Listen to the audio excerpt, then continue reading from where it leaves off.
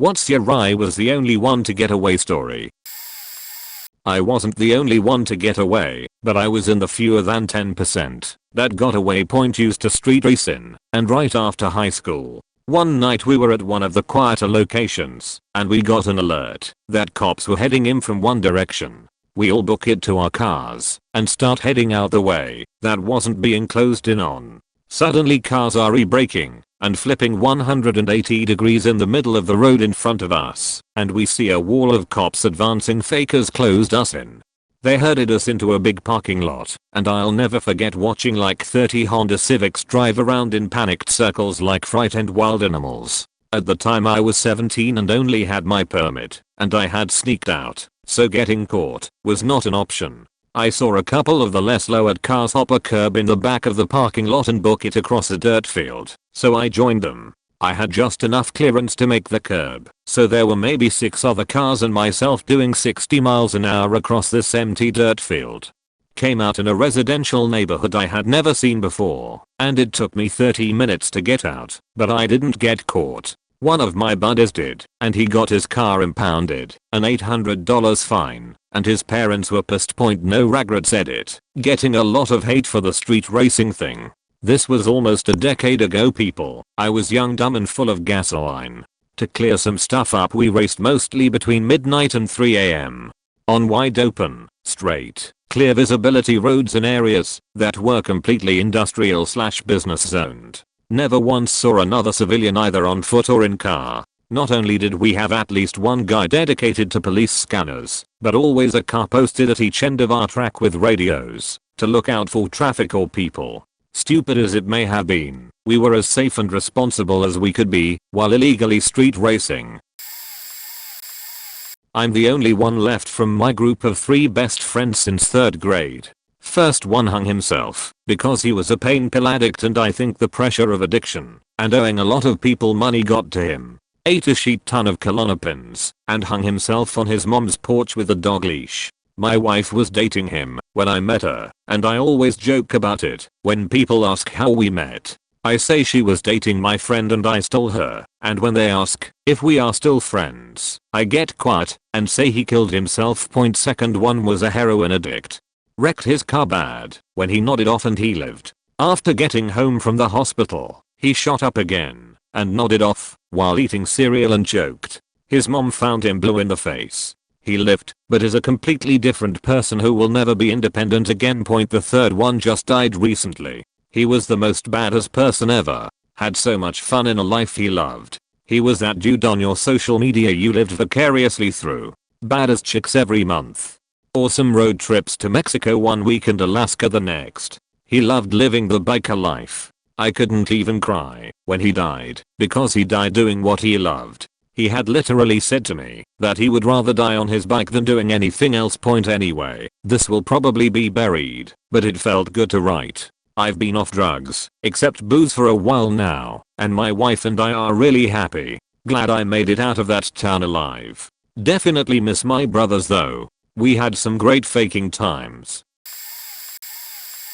Quite possibly the dumbest story about getting caught by the police I've ever been a part of. Luckily, I was the only one to get away. This was years ago. At the time I was friends with, well, let's call him Mike. One day I bought a brand new digital camera and was excited to use it. I met up with Mike at his house, and another friend, let's call him Chris, was there, as well as Mike's current girlfriend Kelly. Now, Mike hated his ex-girlfriend, and after a little, while doing not much at Mike's house, he pitches the idea of going to his ex-girlfriend's house and egging it.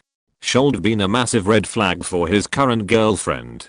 Anyways, so we load up into Chris' car, and we drive to a local convenience store where Mike purchases 10 dozen eggs on his credit card. We get back into the car and drive off into the next town to find Mike's ex's house. The whole time I'm just playing with my camera and taking pictures, which ends up being both a good and a bad thing, but we'll get to that later. Anyways, we drive by her house a couple times, with Chris, Mike, and Kelly all throwing eggs, while I just took pictures.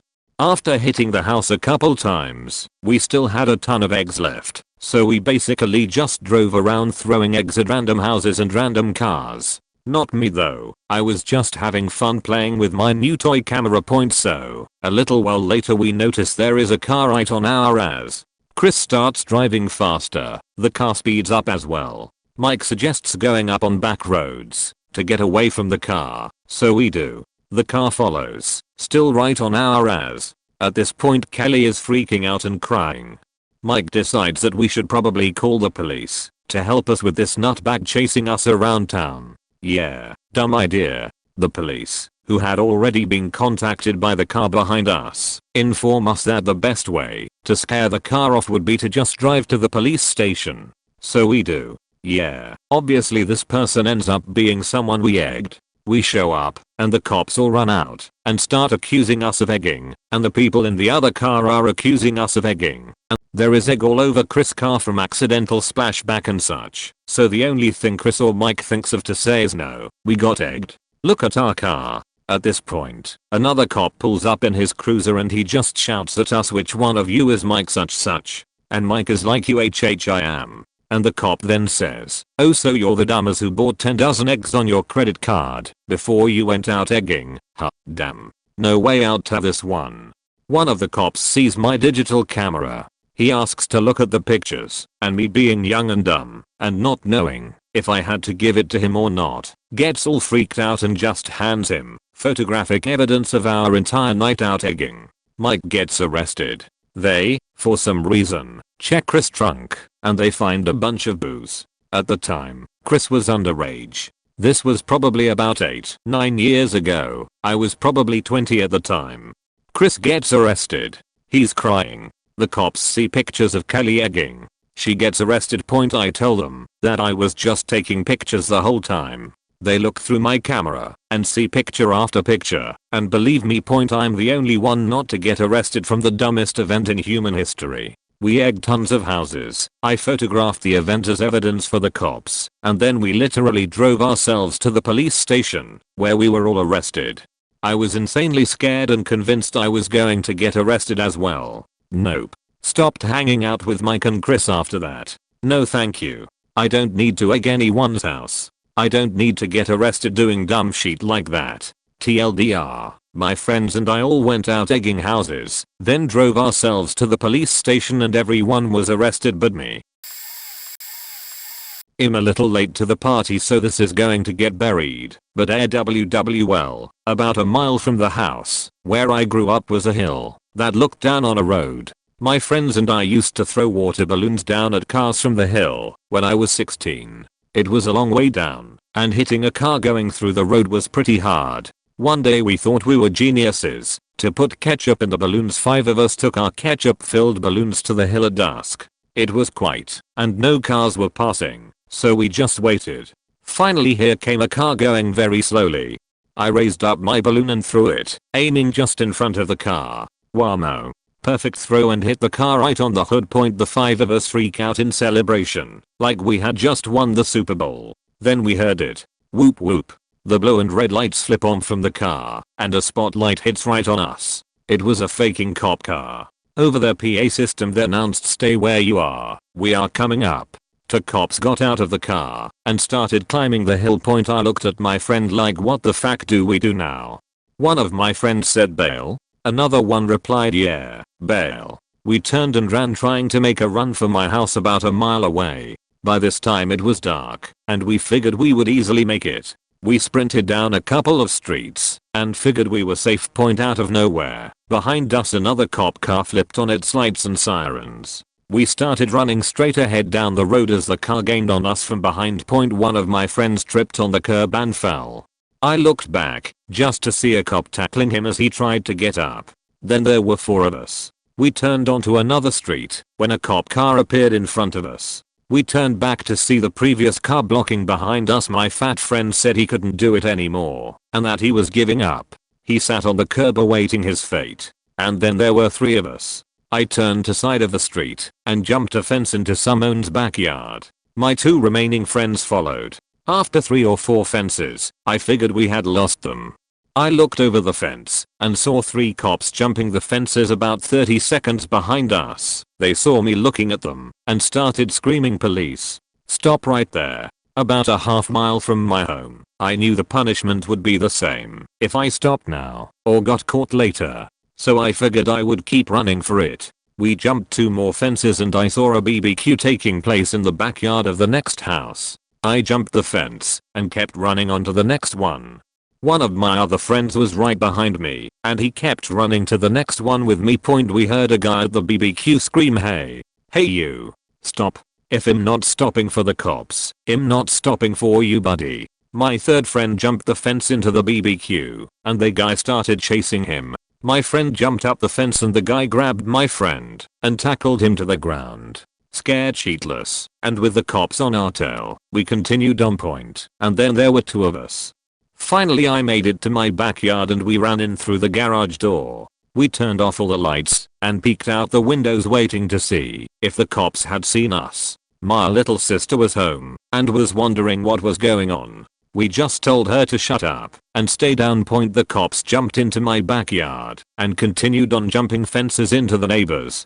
After about 30 minutes my friend said he had to get home. I told him it would be better to stay for the night with the cops out in force. He declined and went out. I found out the next day that he got caught just down the street from my house when he left and I was the only one to get away. TLRD, cops go all out to catch my friends and I for throwing water balloons filled with ketchup at a cop car.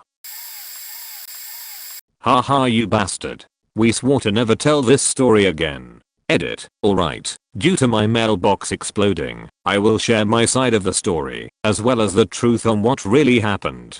This was 10 years ago. I was the last one to get caught /Reddit Modsukas, and I have been friends since we were like 2. So it's all fun and games to us. /Reddit Modsukas decided it would be a good idea to fill the balloons with ketchup. The rest of us see the car coming down the road going slow. Something's up.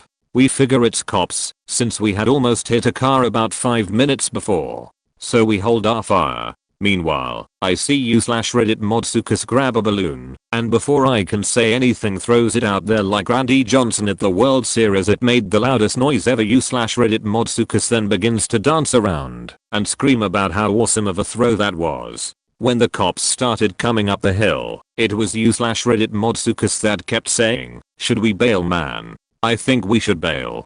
The rest of this is pretty accurate, except for the part he didn't mention of him leading us the wrong way and away from his house when we were jumping fences. Great job there, /Reddit Modsukas. Oh, and the part where he decided to run through a BBQ and yell "fuck you" to everyone at it. I think this inspired the homie Arwana to tackle our last friend. /Reddit Modsukas swears to this day that's not what he said, but I heard what I heard. The cops took me to a car wash and made me wash their car. The kid that tripped on the curb was taken to the hospital with a sprained ankle. He didn't break anything. The fat kid was also taken to the hospital with him since he told the cops that he couldn't breathe. He was fine. The third one had to apologize to everyone at the BBQ for ruining their BBQ, and then him and I went to the car wash like 40 minutes after the whole thing happened. They told our parents, threatened with 1,000,000 violations, but not cited for anything, and we had to write apology letters to the cops and family that was having the BBQ. All in all, it was one hell of a night. The only one who got away was the one who caused the whole thing. Enjoy, /Reddit Modsukas. Lollapalooza. A few years back, me and my one friend and about 10 other random kids were walking around the festival looking for a place to hop the fence and sneak in cause none of us bought tickets. We finally find an area where there are only a couple security guards. There was about a dozen of us that hopped this tall fence at the same time. Little did we know that the Chicago police security tent for the festival was right where we all hopped the fence. As soon as we hop the fence, about 8 cops come running out of nowhere, and at least half the group is on the ground with security holding them down immediately. This security firm had some athletic jacked types. The cops get the other 4 kids after about a 15-foot intense dash. I swear kids were getting tackled left and right. These cops and security were literally spearing kids into the ground and shoving their faces in the dirt. It was insane.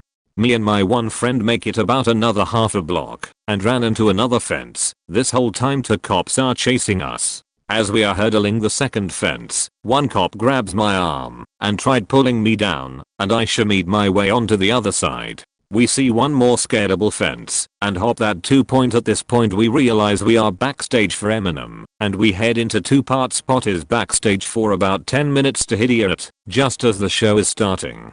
We realize the cops have better things to do and probably quit searching for us. We head up the side stairs to Eminem and literally get on the side of stage. Nothing better than an adrenaline filled sprint hopping multiple fences and making it on stage with Eminem for free. My friend's Southern Comfort pint didn't fall out of his pocket, so we had that to drink on. Nothing beats being 18 without a care in the world. It was like sneaking into prison. This is sorta the opposite of what Op asked, but I think this is about as close as I'm going to get. I was the kid who always got caught. It wasn't that I was a bad kid or anything, but every time I even joked about doing something I got caught. This story is no different, but for once, it worked out in my favor. Some backstory. The time was the early 90s. I and several of my friends had planned a camping trip. For some reason, we'd all become fascinated with fireworks around this time. We'd all grown up on a steady diet of 1980s action flicks with cool explosions and such. At that time the state of Kai outlawed anything stronger than a sparkler, and those just weren't cutting it, so we decided we'd make our own. Remember, this was all before the internet, so we really had no clue what we were getting ourselves into. I won't relate the process I used, even though there are probably far easier ways to make what I did available online. Let's just say I had no idea how powerful the propellant I'd made for my homemade metal encased flare was. I also had no idea how touchy the stuff was either. I was screwing the cap onto it in the house with my parents and sister home when, boom, miraculously I managed to avoid serious injury other than some singed hair and some temporary hearing loss. The pieces of the metal canister looked like a solo cup that had been run over by a lawnmower. My father was completely deaf in one ear and wore a hearing aid in the other. The noise my flare made when it went off was the only thing he heard in stereo for years. My mom complained later that it made her ears ring several rooms away. My family all came running toward the room I was in, yelling, wanting to know if I was okay, and I didn't reply because I couldn't hear them. I was still laboring under the delusion that I might be able to hide what I'd done. Clearly, I was wrong. My dad had a voice like a drill sergeant, and he was about as worked up that night as I ever saw him. Even so, I could barely hear the Royal weapons grade, extra strength chunky style, spittle flinging, chewing out that he gave me. He practically peeled the wallpaper, and I'm sure at least a third of it was illegal in 7 states. Also, my sister told me later she still looks a bit shell-shocked whenever the subject comes up. Anyway, I got grounded, good and proper. Consequently, I missed a little camping trip. My buddies went without me, since it looked like I was going to be grounded until the return of Halley's Comet in 2061. It all started out well. The weather forecast called for unusually warm weather that weekend. They loaded up and went way out into the middle of nowhere, then hiked way back into the woods to set up camp. By then all of them had heard of my plight and decided to ditch the homemade fireworks. All but one, that is, he lost all the hair on his right forearm, part of his beard, and ruined a perfectly good jacket. That night a freak cold snap rolled in, and they nearly froze to death. Especially when someone put too much wood on the fire and melted a hole in the tent. Not only did this make for a drafty tent, it also meant they ran out of firewood before the night was over. They ended up having to hike back to the truck in the dark with a couple of cheap flashlights. This is when it started to rain. The two who had to ride in the bed of the truck got hurt when the driver couldn't see a dip in the road and nearly threw both of them out. When they finally did make it out, they ran low on gas and had to sit in a gas station parking lot for a while until it opened before they could finish the drive home. Every last one of them ended up sick as a dog. Meanwhile, I was at home safe and warm. TLDR, I was a stupid kid who tried to make his own fireworks and accidentally created what amounts to a small pipe bomb, which went off in my parents' house while they were home. I got grounded and missed a camping trip, which nearly killed my buddies. Even though I was a pretty good kid and rarely got into trouble making, the few times I did step out of line I always got nailed. Like I'd behave and do the right thing 9 times out of 10, while nobody ever noticed, and then that one time I get daring and act up would be exactly just as someone in authority was looking right at me. The intro to your story reminded me of a time in 4th grade when we were doing a project involving cotton balls. Remember, I was always well behaved and rarely dared step out of line. For some reason I got it in my head that I was going to roll up this cotton and pretend to smoke it. For about 10 seconds I pretended to puff on it and was like, oh man, puff puff, this is good stuff. Of course, I did it just as the teacher was looking at me, and she flipped, called me out of the room, contacted the principal, and sent me down to the office. They called my parents to come down to the school right now and only told them that I had been caught participating in drug activity and wanted to intervene immediately. My parents thought their 4th grader was involved in drugs. I didn't even know what I was doing at that age. I was just imitating something I saw in movies and TV. I didn't know what it meant or what I was saying/acting out. My parents got there. The principal told me to tell them what I had been doing. When I told them, the principal just looked at them and they were pretty pissed off they had been called for that and they'd been thrown into a crisis panic mode over something so insignificant. I got sent home for the day and my parents laughed at me in the car, but told me what I was acting out wasn't good and I should think more before I blindly do stuff. When I was in 3rd grade I went to a pretty good school, but all around it were lots of low-income areas, full of white families. Over the next 2 years they all started to gravitate into my school, so by 5th grade energy drinks, weapons, mainly knives, but nobody ever used them, swearing, white gangster kids, and sideways flat bill hats with the sticker still on them were everywhere. Of course, most people fell in love with UFC and WWE around this age. I did not. Sadly my friends did, and it led to some confrontations. Then, one day people in my clique started to write on a piece of paper at lunch names of kids they wanted to try to beat up at recess. I went along with it out of curiosity. Then, the whole table knew about the list, and soon the whole lunchroom. It was all we could talk about, and somehow the list evolved into a fight at recess. The teachers tried to shut it down, but to no avail. Then at recess around 80% of the school was at one corner of the playground in a circle, and an all-out brawl started. I wasn't in it, because I had no idea how to fight, and I didn't feel like getting in trouble. All of the school staff, well, most of it, was needed to stop it, and the crowd was broken up, and lectures were being given. They gave out punishments to anyone who was near the fight, so a group of kids and I tried to sneak away. We were about to enter a wooded area of the playground. It was Michigan, so we had lots of these, and a teacher shouted at us to get over here. Being at the front, I quickly slipped behind a wide trunk, while the others went towards the teacher and their imminent doom. Nobody even noticed me slip to the other side of the playground to avoid the teachers, and that is how around 60-70% of the school got detention/counseling, and I got off scot-free, the sole survivor in my clique. Alright, so here's a fun little story from a few years ago. I'm about a year older than most my friends. My birthday's in August, so my mom started me late in school. This is key background info. A friend of mine wanted to host a party, but didn't have a venue, and decided a hotel room would be ideal. A small number of close friends quickly became 30-ish people inside one hotel room. Now he called me, before I had to go to work, and asked if I could buy him some booze. Being the good friend I am, I bought him a couple of cheap vodka bottles, and said I'd see him later. Later comes around, and I arrived with 2 other mutual friends, and he instantly texts me and says we can't come in the back door, where everyone has been entering, because there's too many people here already. This stopped nothing, because suddenly one of our friends sees us and starts to say how awesome we are, because it's his first time being drunk and high at the same time.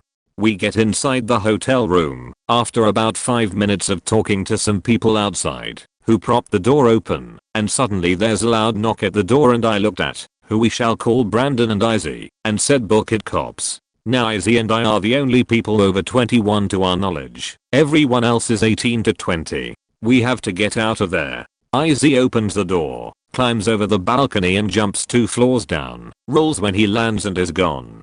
There's basically a fight for who can get out the door. I must have pushed 10 people out of my way. I get to the balcony and boom. Instant flashlight from the balcony next door. You're not about to jump, are you? Sheet, no sir. Making sure no one kills themselves. And I start trying to push people back in, but Brandon just supermans over everyone, grabs the railing, yells later to the cop and jumps. This is a nightmare. I'm over 21. I'm surrounded by alcohol and people under 21. So my second thought is to push out the door first and see if I can't lose the cops in a stairwell. I crossed the room as fast as possible as everyone's cowering in the corner, except my friend who opened the door. The cop proceeds to look at me and says everyone out in the hallway. In the hallway is his partner who waits till about 5 people are out and says okay, down to the lobby. I begin to speed walk and try to lose everyone. I even told the person behind me to go left to the lobby, where I turned right. All the idiots followed me, which of course brought the cop to our location. I quickly said I was turned around and zigged when I should have zagged. I quickly find myself in hell. There's 3 other cops in the lobby and one right behind us. All I could do was slip my ID out of my wallet, so I only had an expired school ID on me and literally put my driver's license under my sack. The cops begin to ask how old we are, what our name is, asks for ID. One gets suspicious when I said I only had my school ID, but I took my whole wallet out to show him. Told him I was 19. He then starts asking who's getting a taxi, who's getting a ride, and who's booking a hotel room cause no one is driving home. So I call Izzy. I have no clue where he is, if he got to his car, or if he's in handcuffs. He picks up the phone on the first ring, and I'm trying to play it cool. Hey man, sorry to call you so late. Remember that party I asked if you wanted to go to? You think you can swing over here and pick me up? He realized fast I was caught and plays along and says he will be there in 10 minutes. The second I hang up on him though, I hear a cop ask who was the kid in the Left 4 Dead shirt. Sheet, that's Brandon. So I try to low-key text Izzy to leave Brandon somewhere. I'm thinking the bushes or something. Maybe drop him off down the street at a gas station and pick him up after. So Izzy rolls up and the cop looks at him and lets me go. We drive 3 blocks and I ask when we are picking up Brandon, who on cue rolls the backseat down and goes, dude, I've been hiding in the trunk since you texted him. Story doesn't end there. I kid you not. My friend calls and asks if we can come back and drive 2 others home as well. So Brandon trunks it again. We grab 2 more people right in front of 5 cops and leave again. By all rights I should have been screwed because I was over 21 and Brandon forerunning from the police, but both of us walked away completely in the clear. Here goes. When I was 17, me and some friends stole a car that belonged to a guy we all knew. We, my friends and the owner of the car whom no one liked, were all getting drunk in my high school's parking lot when the owner of the car, we'll call him Rory, decided to leave with one of our other friends to go to another party. Rory left his car, keys and all, in the parking lot with me and 4 of my friends. We didn't know that he left it open / the keys in the ignition until we went up to it and pulled one of the door handles. The door opened up, much to our amazement, and we all got in. At first we thought it'd just be fun to hotbox it or something, until my friend, we'll call him Corey, reached for the ignition and the keys were still in there. Me and Corey were like best buds and were pretty much always thinking the same thing, and I knew he wanted to start the car, so I egged him on. Everyone else was against it, but eventually Corey started her up and we were on our way. At this point we were all very drunk and very high, so this was really stupid and dangerous. We drove all around the surrounding subdivision and we did some pretty reckless stuff. We would floor it going up to a corner and then turn while the passenger pulled the handbrake. We were ghost riding, etc. Finally we were ready to pull back into the parking lot and call an end to the fun when I was in the driver's seat at this point, looked in the rearview mirror and saw a cop car with the cherries lit up. I said cops or something, I guess, and then I got out and ran along with everyone else. Here's where it gets a little more interesting. I knew the cops were too close for me to actually run away, so I pretty much thought I was fake. 2 of my friends had been tackled a few meters behind me. Then I saw a group of kids who I sort of knew chilling on the bleachers. They had been there a while, but none of us knew they were there. They all had their bags out and were drinking beers and stuff, and there was a bunch of garbage around them, so it was clear they had been there for quite a while. So I decided I'd just hang out with them and say I was there the whole time. I told them what was going on, and they seemed willing to cover for me. So a cop rolls up and starts asking us questions. Did we see anyone running? What have we been doing all night? etc etc, and then he notices that there's a 4-pack of Molson cold shots sitting on the bleachers. He asks us who they belong to and no one owns up, and he gets frustrated. So he points to me and tells me to pick up the beers and hand one out to everyone. There are 5 of us including me, so everyone gets a beer except me. Then the cop instructs them to open their beers and proceeds to charge them all with public drinking. Anyways, at some point after that, 1 or 2 more of my friends who were in the car were chased out of their hiding spots by cops and tackled pretty much right in front of me. A cruiser drove onto the field and a cop barreled out of the passenger door while it was still moving and tacked another guy. It was all very dramatic, and I can't remember the details because I was smashed. Anyway, they brought me and the dudes I was with back to the car for further questioning, and I realized we left it in neutral and it had kind of rolled down a hill and the back bumper got faked up. Everyone who was involved got busted except for me. They also found an ounce of weed in the trunk in a bag with a binder that had my name on it. It was Cora's bag. I asked him to hold my binder, and I even managed to talk my way out of that somehow, probably because I was a friendly white kid with a baby face. But yeah, there it is. I was the only one to get away. The details are super fuzzy for me, so I definitely missed a bunch of stuff and there are probably some things that don't really add up, but I did my best. Hope you enjoyed.